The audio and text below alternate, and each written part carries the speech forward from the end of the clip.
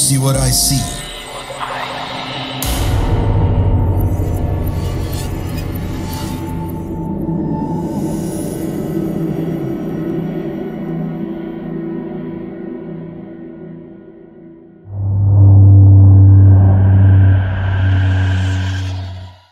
Paginya aku cerita ke ayah.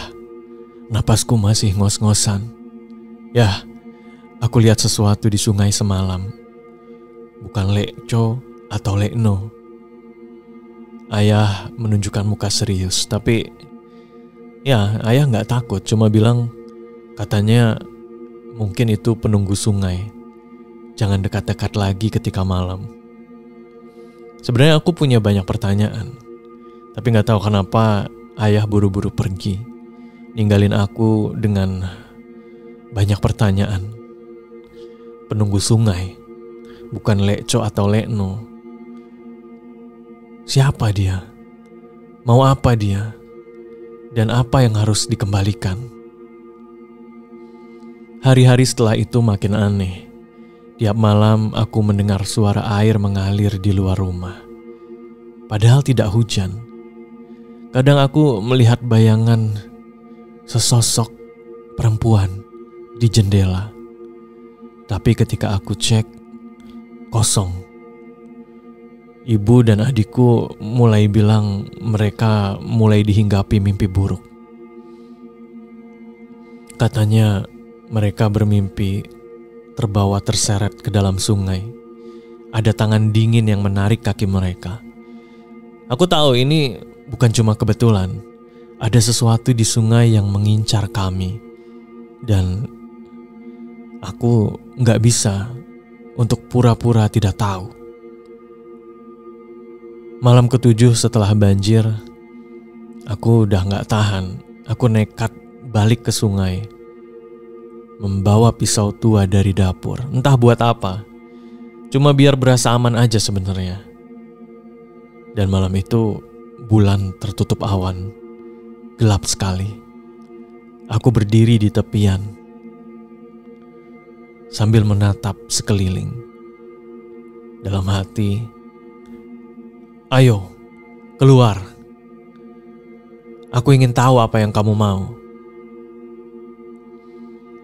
Tak lama kemudian, angin kencang datang. Sungai tiba-tiba bergerak dengan desir air yang semakin kencang. Dan sosok itu muncul dengan cepat. Iya, perempuan berambut panjang dengan wajah yang sangat mengerikan. Kali ini wajahnya lebih jelas. Aku bisa melihat bibirnya robek. Giginya tidak beraturan. Dan dia kembali berkata, "Kembalikan anakku."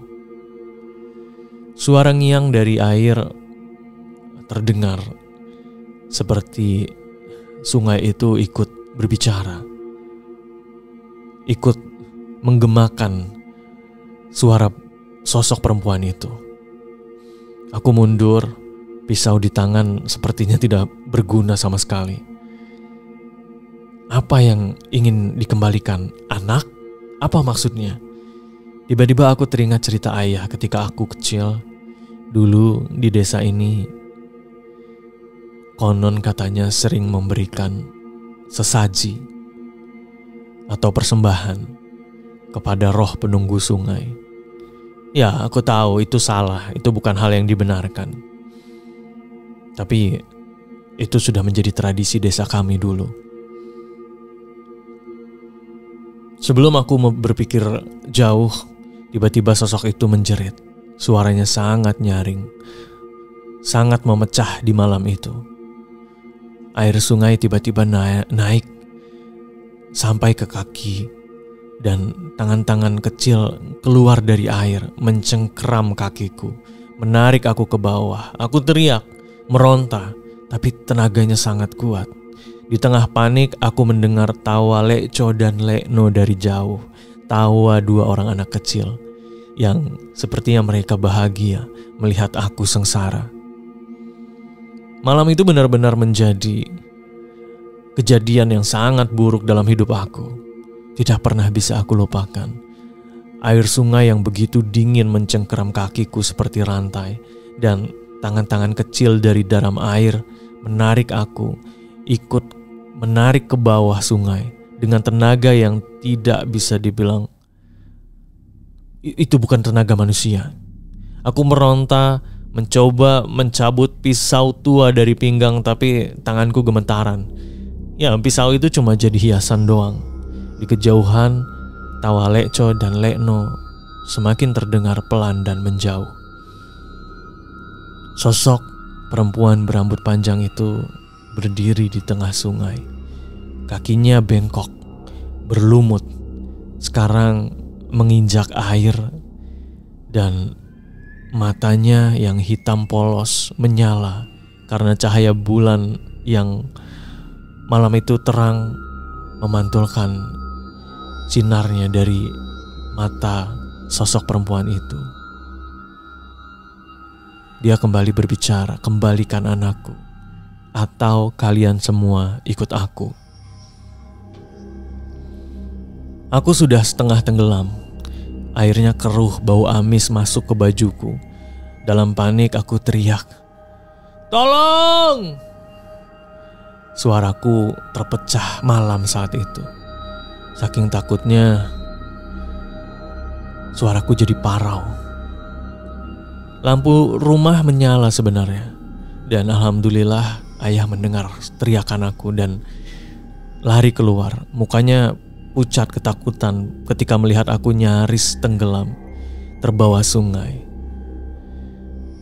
"Lepaskan dia!" teriak ayah.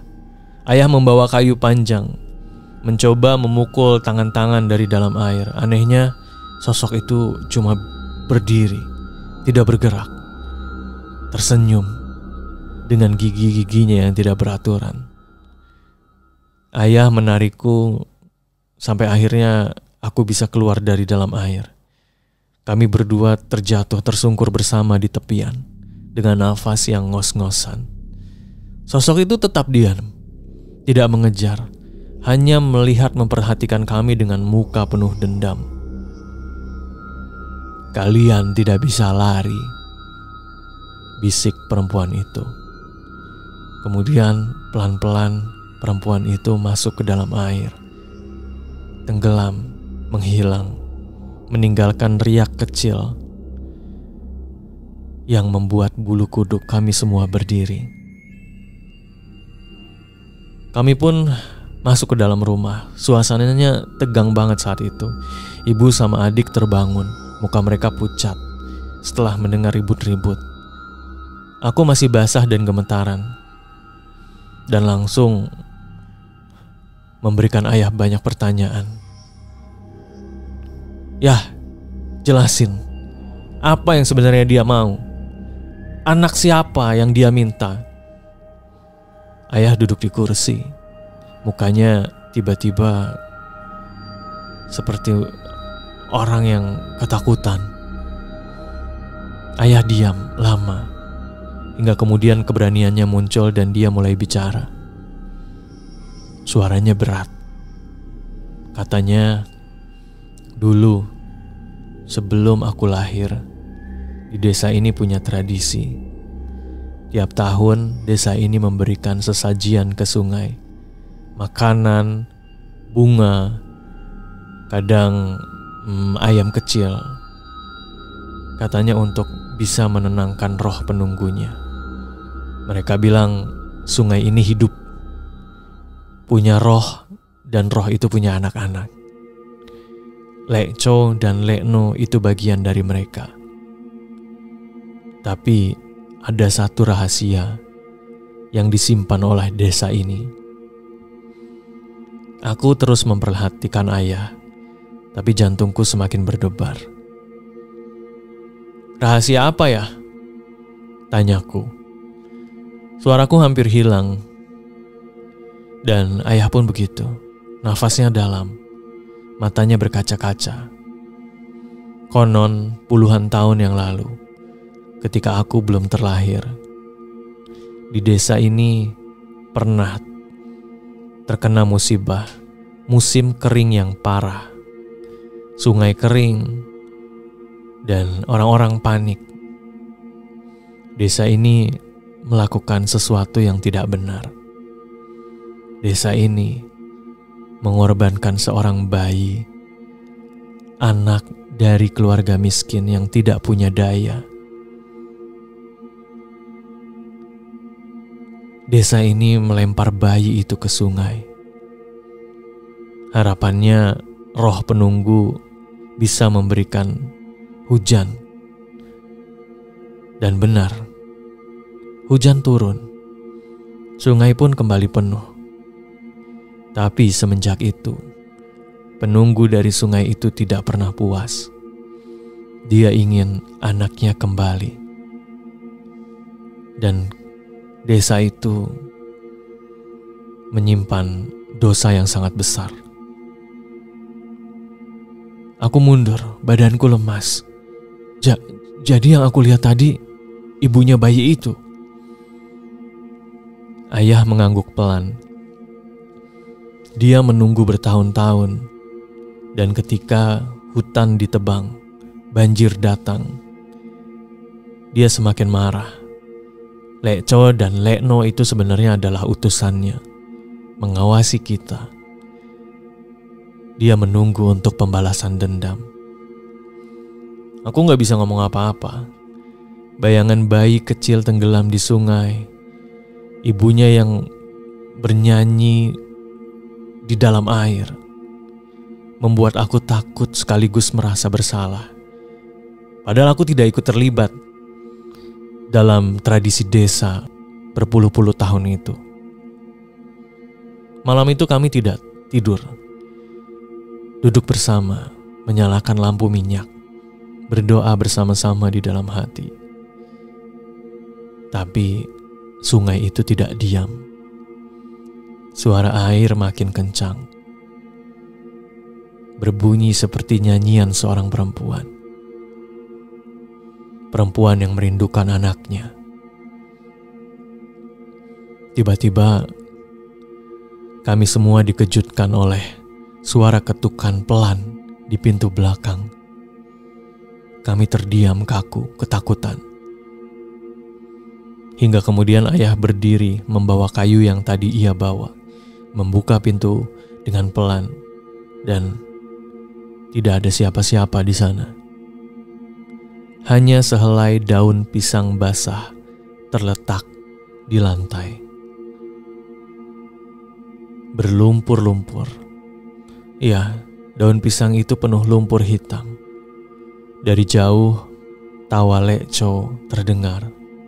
Kemudian cahaya obor Lekno muncul di sungai, naik tinggi, kemudian menghilang.